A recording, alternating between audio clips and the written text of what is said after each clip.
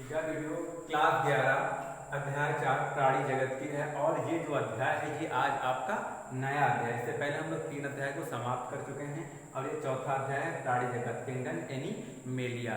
तो इस अध्याय में आपको ये बताया जाएगा कि जितने भी जंतु पृथ्वी पर पाए जाते हैं उनका वर्गीकरण किस आधार पर किया गया है। इस अध्याय में आपको यह बताया जाएगा कि पृथ्वी पर जितने भी जंतु पाए जाते हैं उनका वर्गीकरण किस आधार पर किया गया है और उनका वर्गीकरण किन किन वर्गों में किया गया है।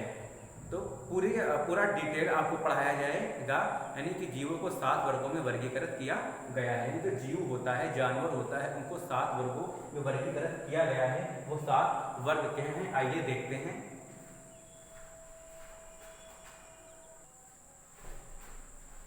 तो इनको जीवों को 7 वर्गों में वर्गीकृत किया गया है।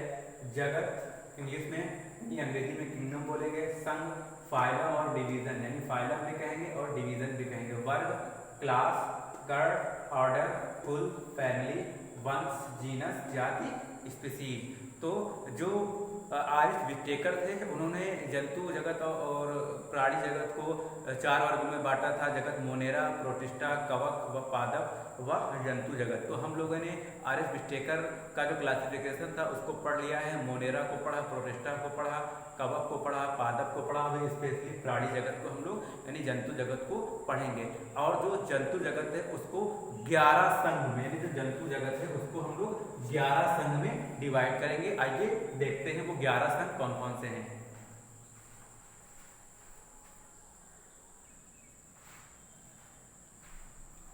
तो आपके ये जो जंतु प्राणी जगत था आपका किंगडम एनिमेलिया, यानी कि इनको 11 संघों में बांटा गया है।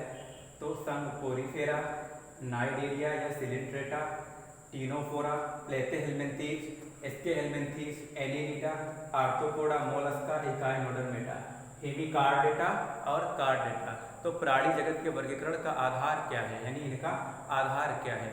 तो प्राणी जगत के वर्गीकरण का आधार क्या है। प्राणियों में शारीरिक संरचना एवं आकार में भिन्नता होते हुए भी उनमें अनेक समानताएं, जैसे कोशिका व्यवस्था, शारीरिक समिति, परगुहा की प्रकृति, पाचन तंत्र, परिसंचरण तंत्र व जनन तंत्र। तो इनको अलग अलग रखा गया है क्योंकि उनमें अलग अलग प्रक्रियाएं, पाचन अलग तरीके से होता है, जनन अलग तरीके से होता है। तो उनको 11 संघों में प्राणी जगत को बांटा गया है। Porifera, Cnidaria, Ctenophora, Platyhelminthes, Aschelminthes, एलिनिडा, आर्थ्रोपोडा, मोलस्का, एकाइनोडर्मेटा, हेमिकार्डेटा और कार्डेटा।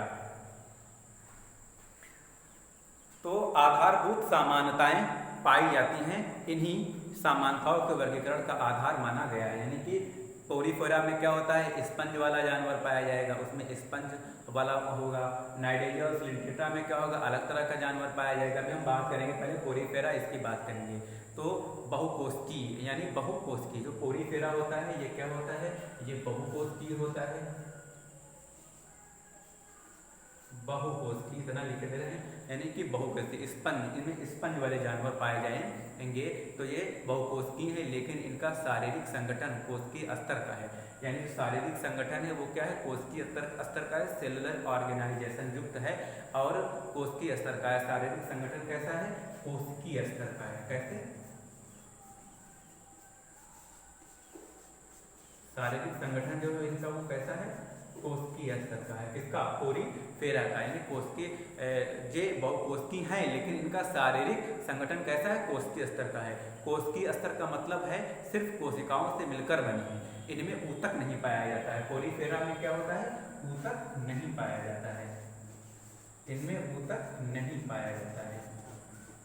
पोरीफेरा में क्या होता है, इनमें ऊतक नहीं पाया जाता है, इनमें अंग भी नहीं पाए जाते हैं, इनमें कोई अंग तंत्र भी नहीं पाया जाता है, इनमें सिर्फ कोशिकाओं का समूह पाया जाता है। इसी वजह से हम इनको शारीरिक संगठन को क्या कहते हैं, कोशिकीय स्तर। इनके शारीरिक संगठन को हम लोग क्या कहते हैं, कोशिकीय स्तर या संगठन।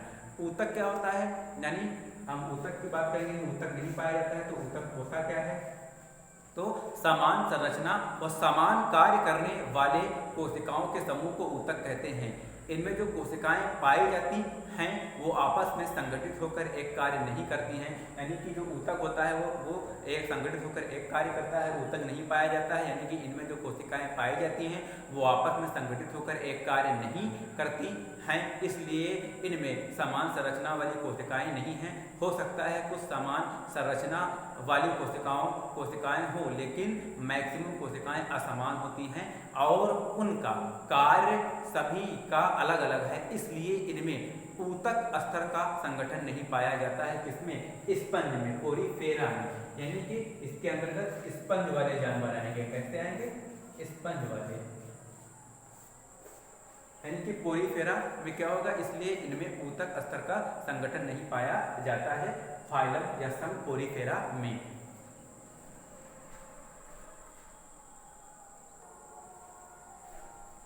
अब इसके बाद हम लोग बात करेंगे संघ सीलेंट्रेटा व टीनोफोरा की। किसकी?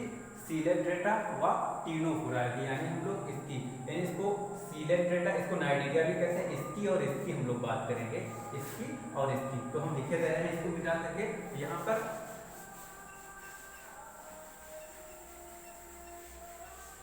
दूसरा वाला सीलेंट्रेटा व टीनोफोरा।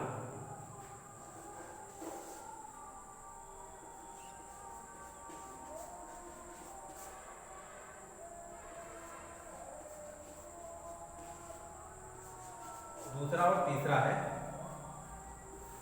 ये दोनों, सीलेंट्रेटा यानी नाइडीरिया भी कहेंगे इसको, और टीनोफोरा, टीनोफोरा, इन दोनों की हम लोग बात करेंगे, सीलेंट्रेटा व टीनोफोरा की। तो इसमें क्या होगा कि जिनमें सिर्फ ऊतक पाया गया, इसमें क्या होगा, पोरीफेरा में ऊतक टिश्यू नहीं पाया जाता था, मगर इसमें क्या होगा, इनमें सिर्फ ऊतक पाए जाएंगे,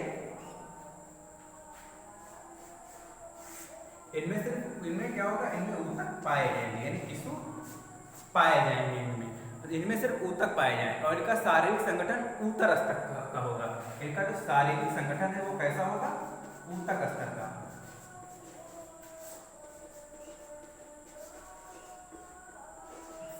शारीरिक संगठन कैसा होगा इनका, ऊतक स्तर का होगा।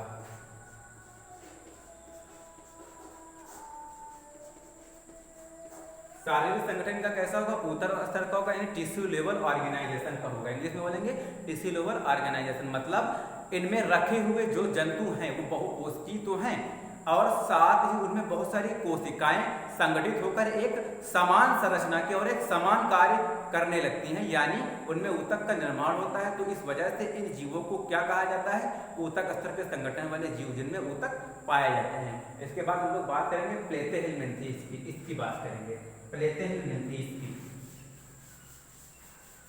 प्लेथेहेलमिन्थेस,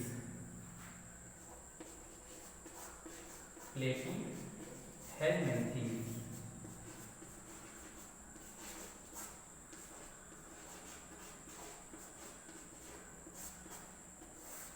इनमें हम लोग बात करेंगे प्लेथेहेलमिन्थेस की। तो इनमें शारीरिक संगठन अंग स्तर होता है, यानी इसमें अंग तंत्र पाया जाएगा। इनमें शारीरिक संगठन अंग स्तर का होगा, यानी ऑर्गन लेवल का होगा, मतलब इनमें जो ऊतक होते हैं वो आपस में संगठित होकर अंग तंत्र बना लेते हैं। इनमें जो ऊतक होंगे वो संगठित होकर क्या बनाएंगे, अंग तंत्र। इनमें ऊतक संगठित होकर अंग तंत्र बना लेते हैं, यानी कि एनेलिडा से लेकर कार्डेटा तक, यानी कि एनेलिडा से लेकर यहाँ तक कि ये क्या होगा कि जितने भी जंतु हैं उनमें शारीरिक संगठन किस प्रकार का पाया जाता है, अंग तंत्र का, यानी इसमें अंग तंत्र, ये यहाँ से लेकर यहाँ तक के कितना हो, शारीरिक संगठन अंग तंत्र का होगा, अंग तंत्र, ऑर्गन लेवल। तो प्लेथेहेलमिन्थेस में भी अंग तंत्र पाया जाएगा और आपका जो ये है एनेलिडा से लेकर कार्डेटा तक की, ये क्या होगा, इसके हेलमिन्थेस में भी अंग तंत्र पाया जाएगा और एनेलिडा से लेकर कार्डेटा तक की सभी जानवरों में अंग तंत्र पाया जाएगा। जितने भी जंतु हैं उनमें शारीरिक संगठन किस प्रकार का पाया जाएगा, अंग तंत्र प्रकार का।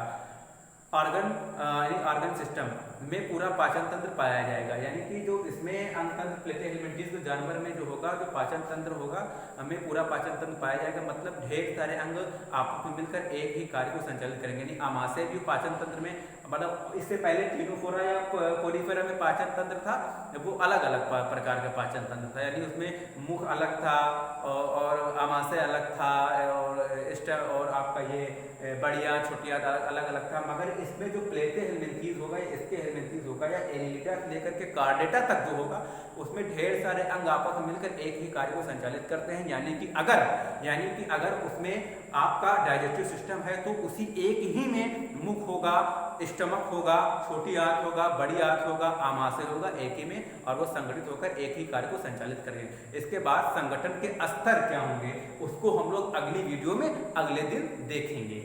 आज तक यहीं तक रखते हैं।